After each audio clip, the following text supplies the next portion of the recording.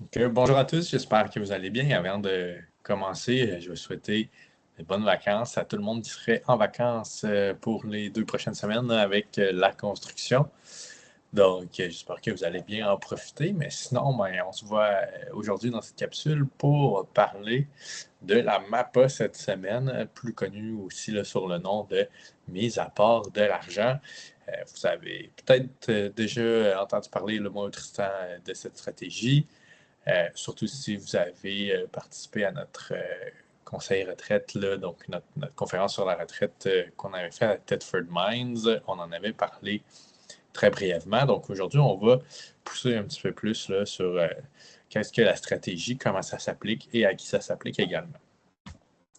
Donc, pour bien comprendre et utiliser la mise à part de l'argent, on va commencer par voir c'est quoi là, la définition de la mise à part de l'argent. Donc, c'est vraiment le concept de venir rendre des intérêts non déductibles en intérêts déductibles. Donc, on prend des intérêts euh, personnels au final et on les transforme en intérêts qui sont des dépenses d'entreprise. Donc, on vient utiliser du financement personnel pour financer des dépenses d'entreprise, ce qui rend les intérêts déductibles. À qui ça s'adresse? Ça s'adresse surtout aux travailleurs autonomes, propriétaires d'immeubles locatifs. Puis il faut également avoir, idéalement, là, une hypothèque sur laquelle on a une équité d'accumuler ou d'autres financements personnels. Mais la situation la plus courante, c'est vraiment avec une hypothèque sur laquelle on a une certaine équité d'accumuler et donc qu'on peut avoir une marge hypothécaire d'annexer à cette hypothèque-là. Le concept, si on prend un petit exemple chiffré là, pour mieux comprendre, on a ici là, une situation où on a Patrick qui a une maison d'une valeur de 500 000 $.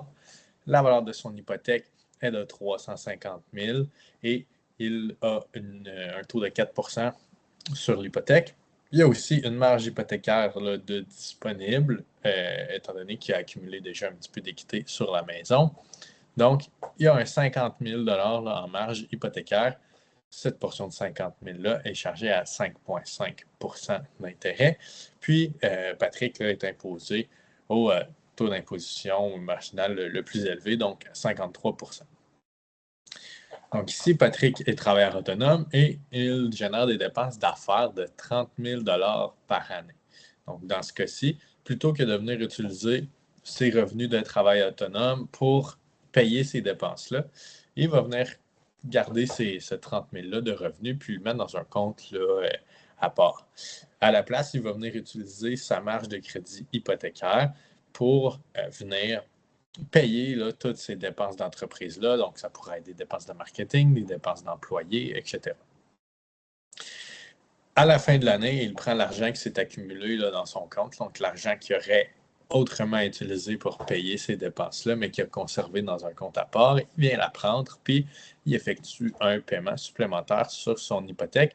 Donc, ce 30 000 $-là va directement venir réduire le capital parce que quand on fait des paiements supplémentaires, ça va directement au capital, on ne paye pas d'intérêt dessus. Bien évidemment, pour que cette stratégie-là s'applique, il faut avoir un produit hypothécaire qui nous permet là, de faire des paiements additionnels comme ça. Sinon, la stratégie là, serait étalée sur une plus longue période de temps, dans le fond. Donc ici, ce qu'on constate avec cette stratégie-là, c'est qu'à la suite du paiement supplémentaire de 30 000 $ sur l'hypothèque, l'équité de la propriété augmente de 30 000 $. Donc, la place disponible sur la marge augmente de ce même montant. Toutefois, le solde de la marge a augmenté de 30 000 $ également. Donc, initialement, on avait un 50 000 disponible, mais un solde de zéro dessus. Maintenant, on a un 30 000 $ de solde sur la marge hypothécaire, toujours un 50 000 de disponible puisque on nous restait un 20 000 $ et on a un 30 000 de plus suite au paiement du capital de 30 000 $. Puisque la marge de crédit a été utilisée exclusivement pour gagner un revenu d'entreprise. Donc, toutes les dépenses qui ont passé dans la marge de crédit sont des dépenses d'entreprise, très bien importantes, puis je vais y revenir un petit peu plus tard.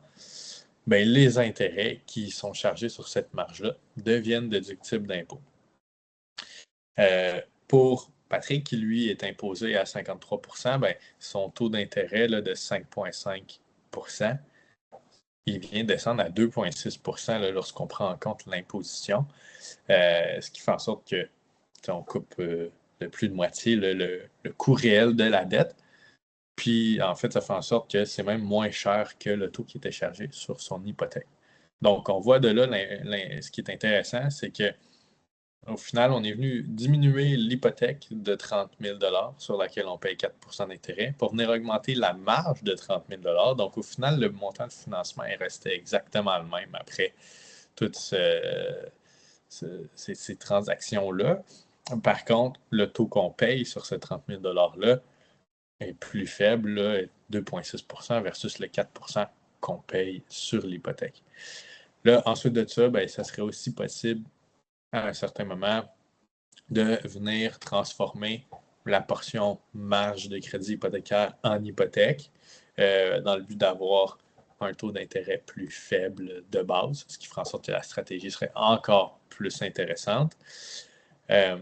Donc, il y a ça aussi là, qui est possible à plus long terme. Fait que si on répète ça là, à chaque année, ben, on voit qu'après quelques années, l'entièreté de l'hypothèque, finalement, est rendue sur une marge de crédit qui, elle, est déductible d'impôt à 100 %. Donc, après plusieurs années, ben, on voit qu'on va avoir réussi à transformer la dette hypothécaire qui était non déductible d'impôt en une dette déductible d'impôt. Ici, j'ai méfiez-vous, là, parce que comme j'ai mentionné, pour que la stratégie fonctionne, il faut avoir un suivi très serré et être, dans le fond, très discipliné avec l'utilisation de la marge de crédit. Il faut vraiment être capable de tracer chacune des transactions qui se passent sur la marge de crédit pour venir prouver que c'était réellement une dépense d'entreprise. Donc, il faut vraiment garder les comptes là, et des traces de tout ce qui se passe dans la marge de crédit.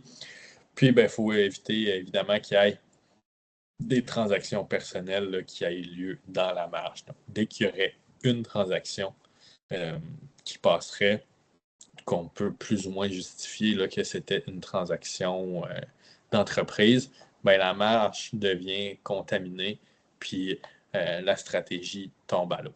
Donc, il faut vraiment être très discipliné, autant au niveau de l'utilisation de la marge que du suivi de tout ça là, pour que la stratégie puisse être viable à long terme.